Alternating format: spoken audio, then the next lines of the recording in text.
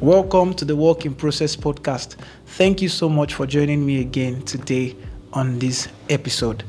Now, I don't know if you have noticed, but I have come to realize that if I tidy up a space and make the space look clean, most especially my workspace is my room, like if I make it look clean and tidy, I tend to get this feeling of seriousness, even though I'm not serious. Then because of the feeling I get from being serious, then I eventually end up becoming serious. And then I discovered that it looks as if this thing is spiritual. There's something spiritual about cleanliness. Now, I'm not saying cleanliness in itself is spiritual, but I'm saying it looks as if there's something spiritual about cleanliness, like tidying up and making sure an environment is neat. And there's something that relates cleanliness with productivity.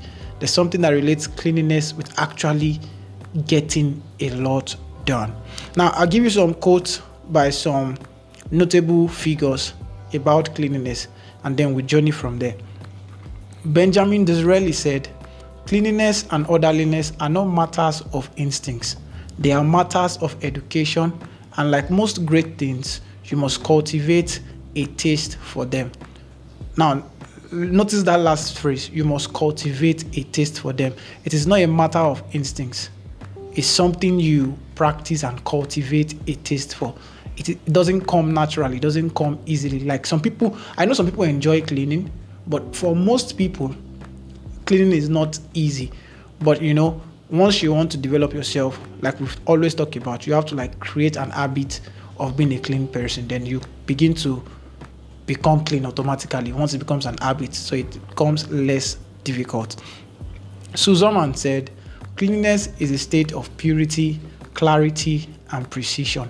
Now that is crazy. I'll say it again.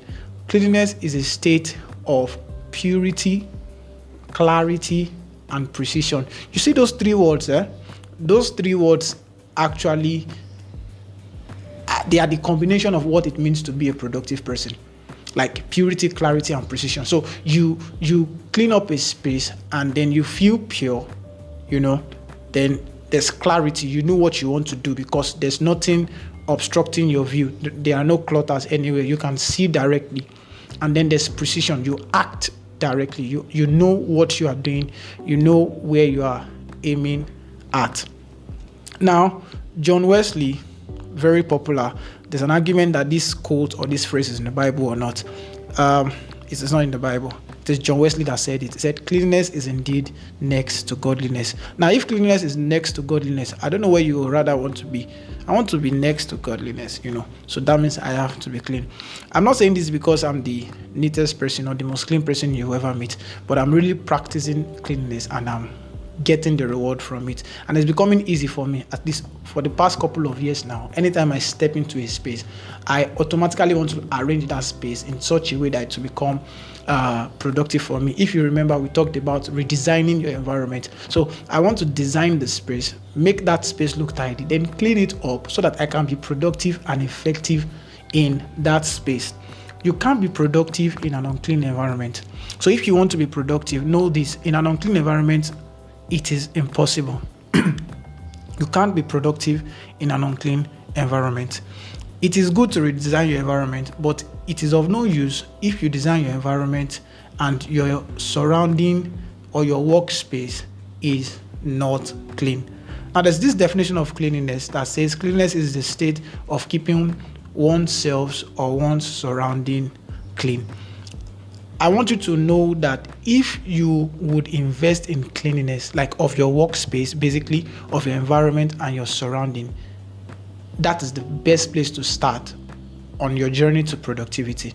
So you don't need to do a lot for that day, but just make sure the environment is set for you to actually do a lot.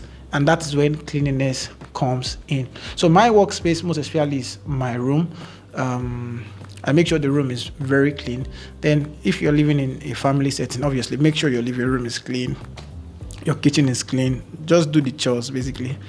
So I can never get anything done in an environment that is unclean. And I think uncleanliness is an indication of laziness, and it breeds unproductivity.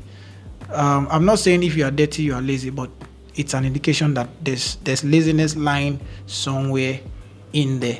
And apart from productivity, redesigning your environment also, apart from being clean to achieve productivity, redesigning your environment also involves being clean. So when I say redesign your environment, like, okay, make sure you can see what you want to use and make sure you can access it. Also make sure those things that you want to use are like clean and prepared for use actually.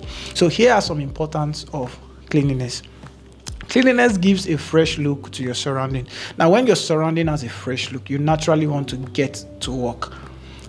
So your environment is looking fresh. You want to get to work. You become serious automatically because everywhere is looking clean and is looking fresh. Everywhere is looking neat. You can see your laptop if you want to, work with your system. You can see your system. You can see your notepad. You can see your pen. You know where everything is. Another importance of cleanness is that it keeps your body, mind, and your soul peaceful when everywhere is clean. Your body, your mind, and your soul is peaceful. And remember this, a peaceful person is a powerful person, and a powerful person is a productive person, and a productive person is someone who gets better every day. And someone who gets better every day is someone who lives better, and someone who lives better is someone that gets the result. I don't know, that sounds long but interesting, but you get what I'm saying there. Now, another importance of cleanliness is that it offers a sense of satisfaction. So once I'm done cleaning an environment or a space where I want to work, I can be done for that day. Like, I don't need to maybe engage with my devices. But that sense of satisfaction that, okay, I've cleaned this space makes me feel productive. It motivates me and encourages me to actually get to work.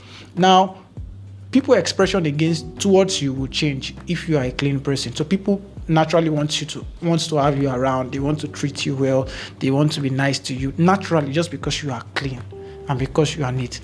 So now, in a wise, I don't know why I like using wise, in a wise setting, I know we like to hear the difference between certain kind of words. So I went online, this is actually online, to check this, and then I realized that there's actually a difference between cleanliness, neatness, and tidiness. But these three words are the same thing. They actually relate kind of, but there's actually a difference to it. So they said cleanliness relates to hygienic conditions, undirtied attributes, like make sure your kitchen surface is clean, make sure your room is clean, like no dirt is there.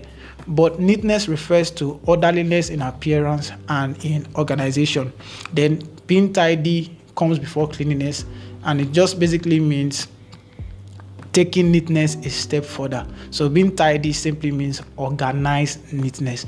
Now, these things, they are grammar. If you put those three words together, it's basically still just talking about cleanliness. You understand? So to be productive and to optimize your day, your time, and your energy, you need to tidy up your space. Make sure it is very neat and make sure it is very clean. Thank you so much for joining me on this episode. I'll see you on another one. Bye for now.